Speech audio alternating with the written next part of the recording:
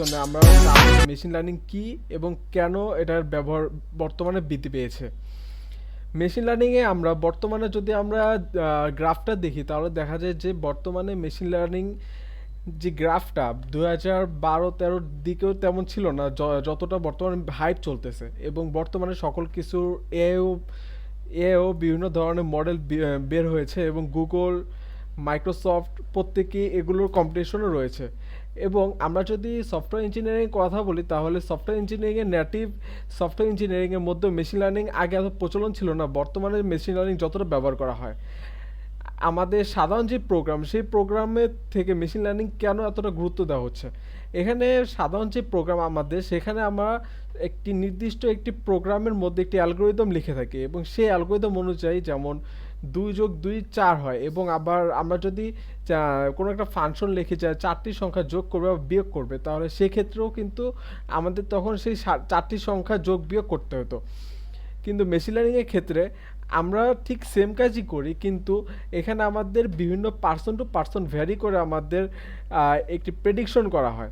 যেমন আমরা যদি এই ইমেজটা দেখি তাহলে এখানে দেখা যাচ্ছে যে একটি স্টক ডেটা আছে, সেখানে মেশিন লার্নিংয়ের কোনো একটা অ্যালগোরিদম, যেমন এখানে ক্লাসিফিকেশন, ক্লাস্টারিং, রিগ্রেশন, এগুলো আমরা পরবর্তীতে জানবো। কিন্তু আমরা যদি বলি যে যেমন আমরা যদি কম্পিউটারকে কোনো দুটো ছবি দেই ক্যাট আর ডগ, সেখানে কম্পিউটার আমাদের মেশিন লার্নিংয়ের মাধ্যমে প্রেডিক্ট করতে পারবে যে কোনটা ক্যাট এবং কোনটা ডগ।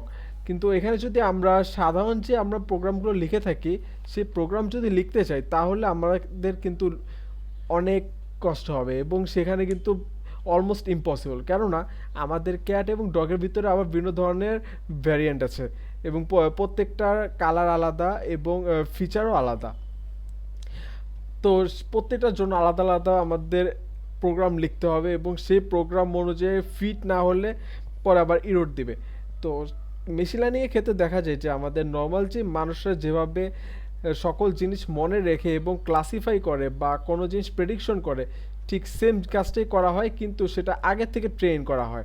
কোনো একটা কোনো একটা ডেটা সেট দেওয়া হয় এবং সেই ডেটার উপরে মেশিনকে অর্থাৎ আমাদের যে কম্পিউটারকে সেটাকে ট্রেন করানো হয় কোনো একটা অ্যালগোরিদম ওপর বেসিস করে, এবং তখন সেই মেশিনটি সে ডেটা থেকে প্যাটার্ন খুঁজে বের করে সেই প্যাটার্ন অনুযায়ী পরবর্তীতে আমরা যখন কোনো ইনপুট দিই সেই ইনপুট অনুযায়ী সেই প্যাটার্ন বুঝে তারপর আমাদের আউটপুট দেয়।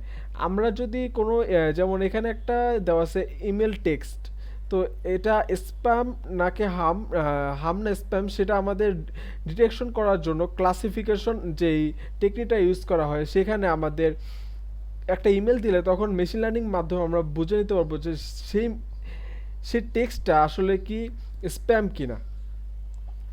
তো এই ক্ষেত্রে দেখা যায় যে আমরা আমাদের বিভিন্নভাবে মেশিন লার্নিংয়ের মাধ্যমে সেই কাজগুলো করে ফেলতে পারি। কিন্তু এই ক্ষেত্রে আমরা আমাদের প্রোগ্রাম সাধারণ যে প্রোগ্রামগুলো লিখে থাকি সেই প্রোগ্রামের মাধ্যমে করা যেতে পারে, কিন্তু এখানে হবে কি যেমন আমরা যদি দেই, যেমন আমরা একটা প্রোগ্রাম লিখলাম যে যদি একটা ইমেলের মধ্যে 3 থেকে 4 বার বা এর অধিক কোনো একটা ওয়ার্ড থাকে তাহলে যেমন বিগ, স্মল, এইভাবে কোনো একটা আমরা প্রোগ্রাম লিখি, তো পরবর্তী দেখা যাবে যে আমাদের যারা বিভিন্ন মার্কেটিং কাজ করে তারা দেখা যাবে সেই সকল আমাদের অ্যালগোরিদমের উপর প্রেডিকশন করে তারা নিজেরা তাদের যে টেক্সটটা সেটাকে একটু মডিফাই করে দিয়ে দিবে, তখন আর আমাদের যে অ্যালগোরিদম যেটা হার্ড কোডে লেখা থাকে সেটা আর আমাদের অ্যালগোরিদম বুঝতে পারবে না, তো সেটাকে স্প্যাম না হাম সেটা বুঝবে না।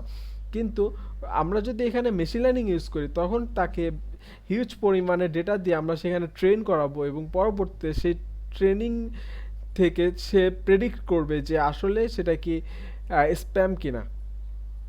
তো এটা হচ্ছে মেশিন লার্নিংয়ের মূল উদ্দেশ্য, এবং বর্তমানে মেশিন লার্নিং সকল জায়গায় দেখা যায় এবং ইউটিউবে আমরা গেলে যেই আমরা রিকমেন্ডেশন সিস্টেমটা দেখতে পাই সেই রিকমেন্ডেশন সিস্টেমও কিন্তু মেশিন লার্নিং ব্যবহার করা হয়।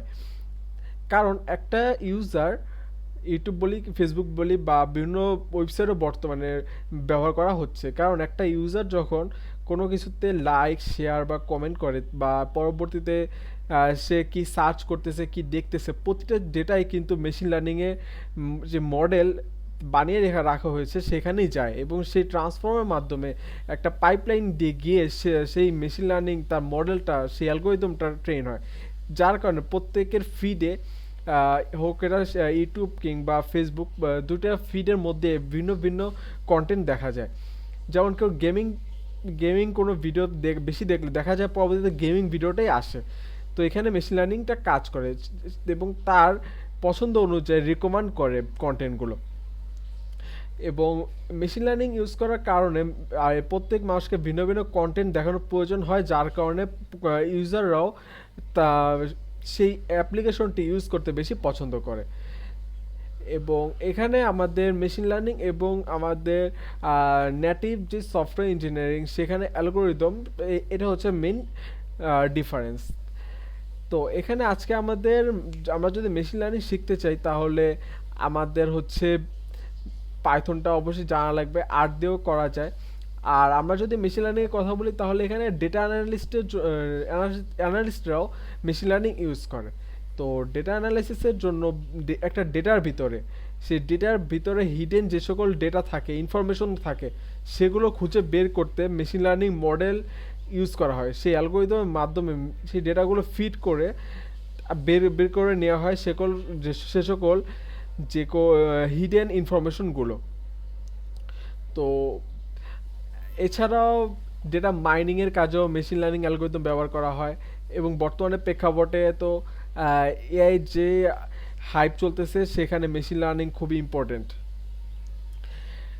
আর হচ্ছে আমাদের মেশিন লার্নিং টিউটোরিয়ালের আমরা ফার্স্টে পাইথন অবশ্যই জানতে হবে এবং পরবর্তীতে ডেটা অ্যানালিসিস করতে হবে, ইডিএ অ্যাপ্লাই করতে হবে এবং আরও অনেক কিছু আছে এবং প্রতিটা অ্যালগোরিদম সম্পর্কে আমরা জানবো।